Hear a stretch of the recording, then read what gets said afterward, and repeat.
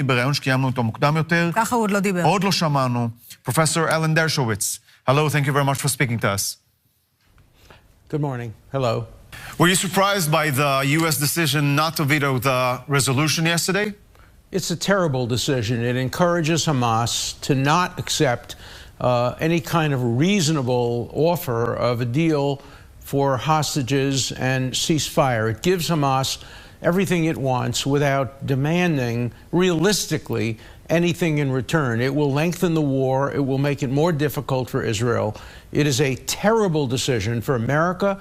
It's a terrible decision for Israel. And it will drive a great many Jewish Democrats like me away from voting for the Biden administration. But the question is, in your view, does the friction between these two leaders, between President Biden and Prime Minister Netanyahu, does it stem from personal differences, or are there really substantial policy disagreements at the heart of the matter? This is not a difference between Biden and Netanyahu. This is a difference between Biden and the people of Israel. The people of Israel, although they're deeply divided about Netanyahu, are not divided about the issue of Rafah, about the issue of defeating Hamas, about the issue of getting the hostages back. So Biden has turned against Israel, not against Netanyahu, against Israel. And that's why in this election, more than any election, I've been voting Democrat, for example, since 1960 for John Kennedy. This is the first election I have ever considered not voting for a Democrat. I find it very hard today to vote for Kamala Harris and to vote for Joe Biden, both of whom I know and like personally. So this is not about personalities. This is about the survival of Israel.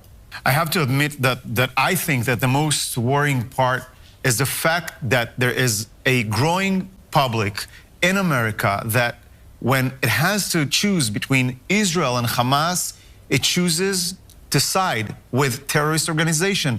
What has happened to America? Nothing. What happened is you're listening to the wrong people.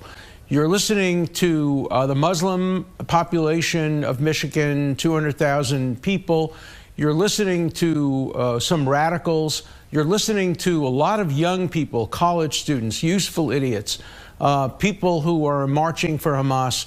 The American public overwhelmingly supports Israel and overwhelmingly supports defeat of Hamas. It's just that the American Democratic leadership is out of sync with its people. Now, if you ask me about the future, there are going to be young people who will become older leaders in 10 years. But right now, it's a mistake politically for the Democrats not to support an Israeli defeat of Hamas. You're visiting Israel to launch your new book. Congratulations. And you've met with Prime Minister Netanyahu.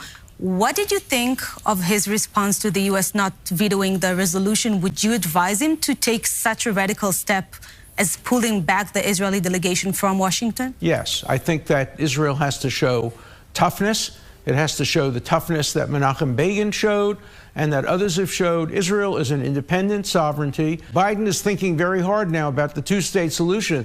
The two states, however, are Michigan and Pennsylvania, or Michigan and Nevada, or Michigan and Arizona. He's much more concerned about his electoral victory in 2024 than he is about the future of Israel-American relationship. You previously mentioned that Israel should prepare itself for the time when it might lack the U.S. support.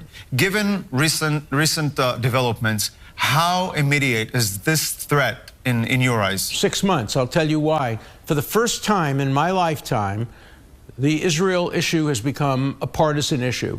If a Democrat is reelected, and if we see the Democratic Party continue to move hard left and away from Israel and away from Western values, and the Republicans lose the elections, it may very well be that in the near future, starting in November of this year, Israel is going to have to begin to go at it alone, militarily, diplomatically. It has to be prepared for it to be Israel against the world. The world has turned against Jews before. That's why I titled my book, The War Against the Jews. If I had it to write over again, I would have a different title. It's the war against Western civilization. It starts with the Jews, but it never ends with the Jews. If Hamas wins, it defines victory as weakening Israel. And if it weakens the relationship between Israel and the United States, then Hamas has won, and it will do it again and again and again. Professor Dershowitz, thank you so much for speaking to us. Thank you. Thank you.